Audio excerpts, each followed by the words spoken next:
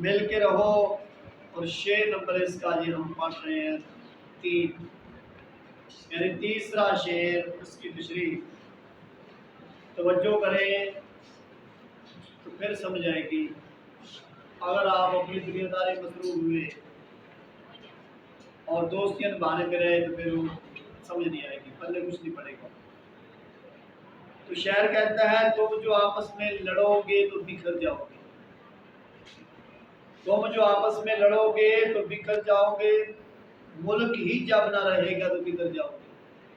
بات یہ ہے،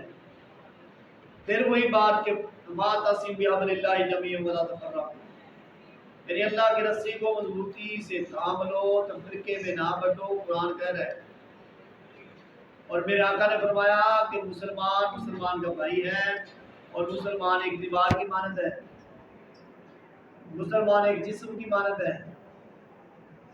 تو جب جسم کے کسی حصے کو تکلیف ہوتی ہے تو پورا جسم بے قرار ہوتا ہے، اور یہی بار بار ہمیں یہ شعر کہہ رہا ہے، اور پوری نظم کا جو نچوڑ ہے وہ یہی ہے کہ مل جل کے رہو، اتحاد اور اتفاق کا مظاہرہ کرو۔ آپس میں لڑائی جھگڑے جو چھوٹے چھوٹے مسائل ہیں ان کو ختم کر دو۔ جہاں بات اجتماعی ملک کی بات آ جائے، اجتماعی بات آ جائے، اجتماعی فوائد کی بات آ جائے، وہاں انفرادی طور پر انسان کو اپنی ذات کو نکال دینا چاہیے کہ میں نے اپنے ملک کے بارے میں سوچنا ہے، ملک کی ترقی کے لیے کچھ کرنا ہے۔ جب ساری عوام ادھر ہے تو میں ادھر کیوں ہوں؟ تو لہٰذا جہاں وطن کی عزت کی بات آ جائے، ترقی کی بات آ جائے، فلاح و بہبود کی بات آ جائے، تو وہاں انسان کو مل جل کے اتحاد اور اتفاق کا مظاہرہ کرنا ہوگا۔ پھر انشاءاللہ تعالیٰ دنیا کی کوئی طاقت ہمیں زیر نہیں کر سکتی، ہم پہ قابض نہیں ہو سکتی، ہمارے ساتھ ٹکرا نہیں سکتی، اور ہماری آنکھوں میں آنکھ نہیں ڈال سکتی۔ تو جب ہم بکھر جائیں گے، الگ الگ ڈیڑھ ان کی علیحدہ مسجد بنا لیں گے، جہاں نمازی نہیں آئیں گے، سمجھ سے بالا تر بات ہو جائے گی، دشمن دیکھے گا۔ دشمن تو پہلے اس طاق میں ہے، اس نے ہمیں نشانے پہ رکھا ہوا ہے کہ کاش یہ الگ الگ ہوں، بکھر جائیں تو ہم ان پہ قابض ہوں، ان کو مارے ہیں۔ ویسے جیسے آپ کہانی پڑھتے ہیں وہ شیر والی اور بیلوں والی، یعنی بیلوں میں اتفاق تھا تو شیر کو مار بگایا، جیسے ہی تیسرا آیا لومڑ آیا، لومڑی نے اپنا کام دکھایا، ان کو الگ الگ کر دیا، تو پھر کیا ہے، شیر ان پہ قابض ہے، شیر ان کو چیر پاڑ کے کھایا۔ تو یہ خدا نہ کرے کہ ایسا وقت ہم پہ آئے، ایسا وقت نہیں آنا چاہیے اور نہ ہی لانا چاہیے، یہ ہم ہی لائیں گے اور لا بھی رہے ہیں۔ وجہ کیا ہے؟ انسان مسلمان دنیا میں سب سے پہلے سب سے بڑا غدار جو ہے وہ خریدا ہے، تو کہتے ہیں مسلمان ہی غدار ہے، یہ پیسے پہ بک جاتا ہے۔ تو جب انسان پیسے پہ بکتا ہے تو وہ کچھ بھی کر سکتا ہے، وہ ملک کے نقصان کے لیے کوئی بھی قدم اٹھا سکتا ہے۔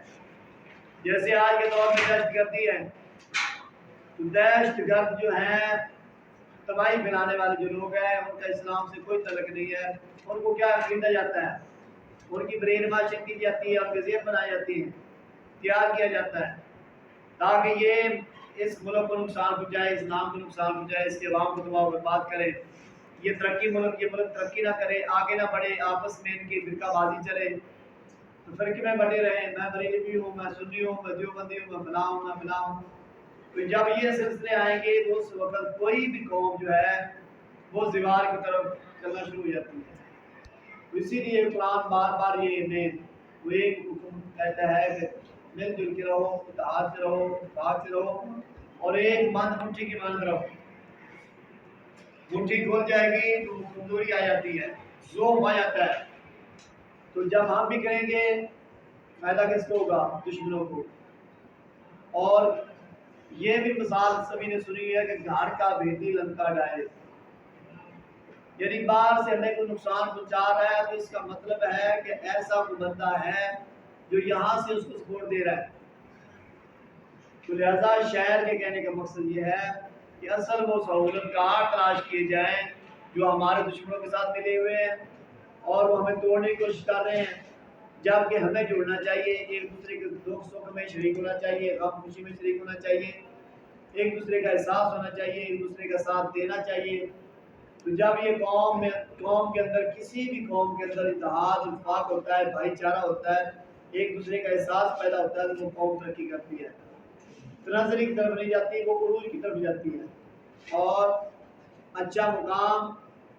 اور وقار عزت ان کا مقدر بن جاتا ہے۔ تو جب تک اسی طرح اقبال نے کہا تھا کہ ایک مسلم حرم کے پاس پانی کے لیے نیل کے ساحل سے لے کے تابہا کے کاشور، یعنی وہ کہتا ہے کہ پوری دنیا کے مسلمان جہاں بھی ہیں وہ کہتا ہے ایک ہو جائیں۔ جیسے عالم کفر کو آپ دیکھ لیں، وہ ویسے الگ الگ ہیں، لیکن جب مسلمانوں کے خلاف انہوں نے صف آرائی شروع کرنی ہو تو وہ ایک ہو جاتے ہیں۔ پھر وہ یہ نہیں کہتا کہ میں فلاں امریکہ ہوں، افریقہ ہوں، برطانیہ ہوں، فرانس ہوں، یہ ہے وہ ہے، یعنی وہ نہیں سوچتے، لیکن ہم سوچنا شروع کر دیتے ہیں،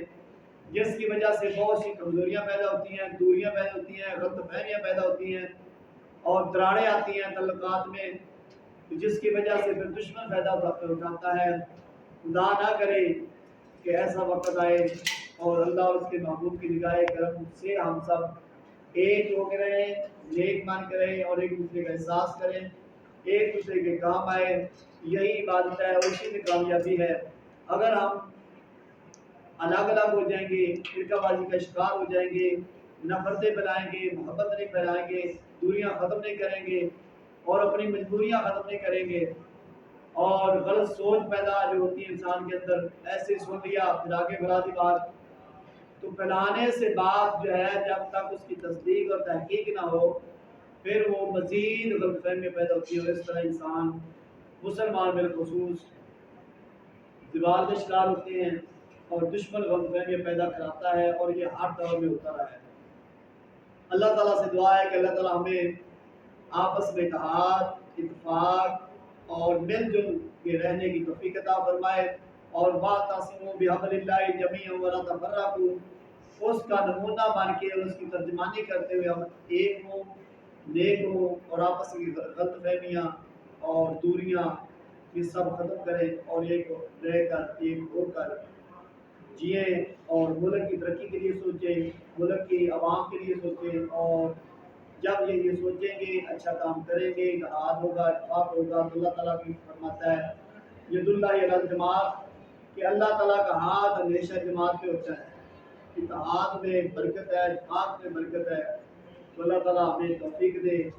اور ہم صحیح معنوں میں مسلمان بن کر اور اتحاد اور اتفاق کا مظاہرہ کرتے ہوئے جیے اور ملک کی ترقی کے لیے کام کریں۔ آمین۔